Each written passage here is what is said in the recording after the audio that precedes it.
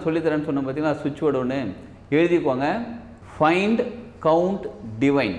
சுவிட்ச் வேர்டுங்கிறது தமிழில் மந்திரம் சொல்கிறோம் பார்த்தீங்களா, ஒரு வித ஃப்ரீக்வன்சி ஒரு வைப்ரேஷன் க்ரியேட் பண்ணுறது பார்த்தீங்களா, அதே மாதிரி ஆங்கிலத்தில் இருக்கக்கூடிய மந்திரம் தான், ஆங்கிலத்தில் இருக்கக்கூடிய மந்திரம் தான் இந்த சுவிட்ச் வேர்டு. அதுக்கு நம்ம மீனிங்னு பார்த்தா கிராமர் மிஸ்டேக்காக இருக்குது, மீனிங் ஒன்றும் சரியாக பெருசாக இல்லையா, அந்த மாதிரிலாம் எதுவுமே யோசிக்க வேண்டாம். பலரால் இந்த விஷயத்தை ஆராய்ச்சி பண்ணி நம்மளும் ஒரு சில நேரங்களில் பலர்கிட்ட கொடுத்து ஆராய்ச்சி பண்ணி அதில் பலன் கிடைக்குதுன்னு சொன்ன பிறகு தான் இந்த வீடியோவில் இப்போ சொல்கிறோம். ஃபைண்ட் கவுண்ட் டிவைன், இதுதான் சுவிட்ச் வேர்டு. இதை நீங்கள் எழுதுறதாக இருந்தால் கேபிட்டல் லெட்டர், பெரிய கேபிட்டல் லெட்டருக்கு பாருங்க, அது கேபிட்டல் லெட்டரில் தான் எழுதணும், அன்ரூல்டு நோட்டில் தான் எழுதணும், ரெட் கலர் பெனில் எழுதணும், ரொம்ப சிறப்பு.